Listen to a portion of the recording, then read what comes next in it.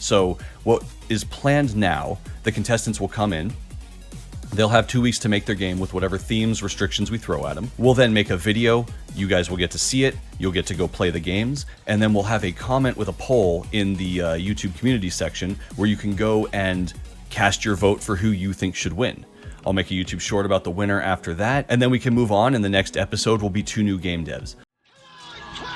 There can be only one.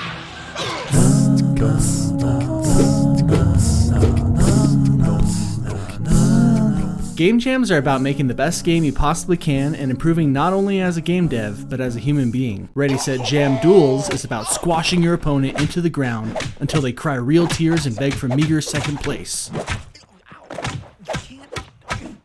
Anyway, Vimlark was kind enough to invite me to Ready, Set, Jam Duels, meaning I would face off against another jammer in an attempt to make the best game possible within a 48-hour period, each of us adhering to a jam theme. In this case, that theme was 4 colors. The theme hurts a bit since I created a puzzle game that was all about using 4 different colors to get to the exit a couple months back, but I hardly think it's fair to recreate a game I already know was fun. The enemies in my slide 'em up game also have 4 different colors which identify their mechanic, so it's certainly not a difficult theme to come up with ideas for. I'm no stranger to Vim's channel. In fact, I regularly watch his videos and I've participated and placed fairly well in both Vim jams. I find Vim to be a genuinely nice guy, and I'm all about supporting indie devs, so joining this competition was a no-brainer. Fortunately, I'm allowed to spread out my 48 hours of dev time over 2 weeks, which is great since there's no way I'll have more than 48 consecutive hours to work on the game, what with work, family, and Elden Ring just beckoning me to its beautiful and chaotic world.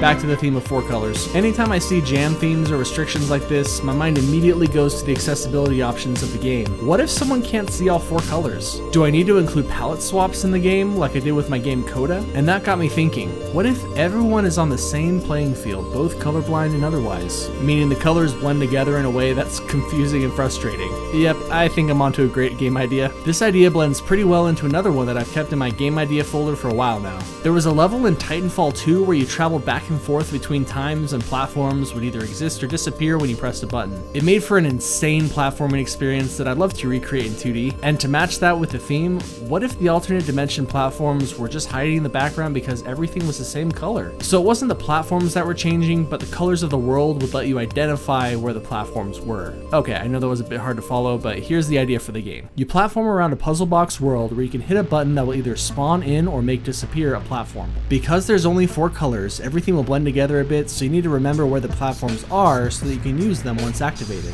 On my last video, I got a few comments asking to see how more of the code works. There's a few tricky problems to work around making this kind of mechanic work that I think are pretty fun to look at. The biggest issue in this project is the collisions with the player character and the changing collision boxes. As a first step, I made it so you could only change between dimensions when you weren't overlapping another block.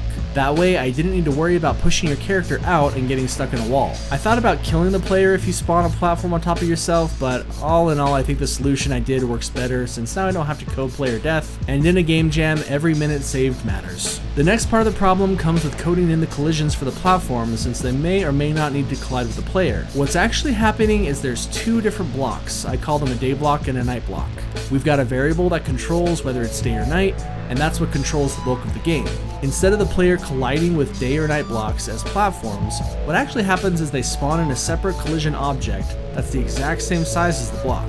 If it switches back, the block checks if it's colliding with a solid platform and destroys it. So every block you jump on actually has 2 blocks there, not just 1. This does create some memory issues when you make a giant level, but I'm going to get to those in a little bit. Another cool thing in the levels I added was the sun and moon in the background that rotate depending on the time of day. This one's pretty easy. It just follows the player around and adds 180 degrees to its angle every time you press the button to change dimensions. When you zoom the camera out, you can see how cool it looks behind the scenes. Same thing happens for the particles in the background. They spawn inside a rectangle that follows the player. That way I'm not spawning thousands of particles over a giant map that no one ever sees. A few of the objects here only run their code when they're in view of the player as well, so that saves a lot on the memory. You can see how that looks in the zoomed out view as well. Now let's talk about some of the puzzle aspects of the game. As I try to come up with a hook for the game, I sometimes will take away abilities just as much as I give them. So even though the player initially started the game with a double jump and the ability to change from day to night with the press of a button, I eventually assigned the jumping to bounce pads and the day-night shifting to items in the world. Doing this transformed the game from an action platforming game to a puzzle platformer. The character would gradually unlock abilities which would let me create different puzzles for them to solve, making the pacing of the game feel really brisk. The way this game looks and feels reminds me a lot of Fez,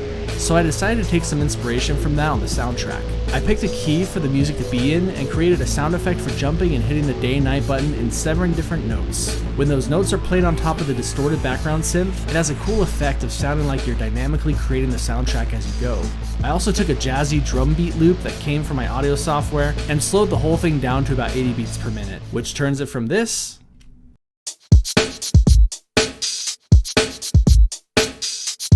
to this.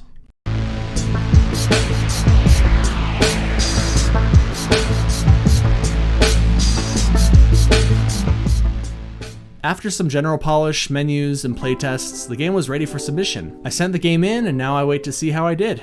And I know I made a joke about crushing my opponent to dust before, but as of writing this, I still don't know who it is. And despite the joke, I'm actually really excited to be a part of this and grateful to Vimlark for giving me a chance to show off my talents for a bigger audience. If you're new here, be sure to say hello in the comments and have a great weekend, everyone.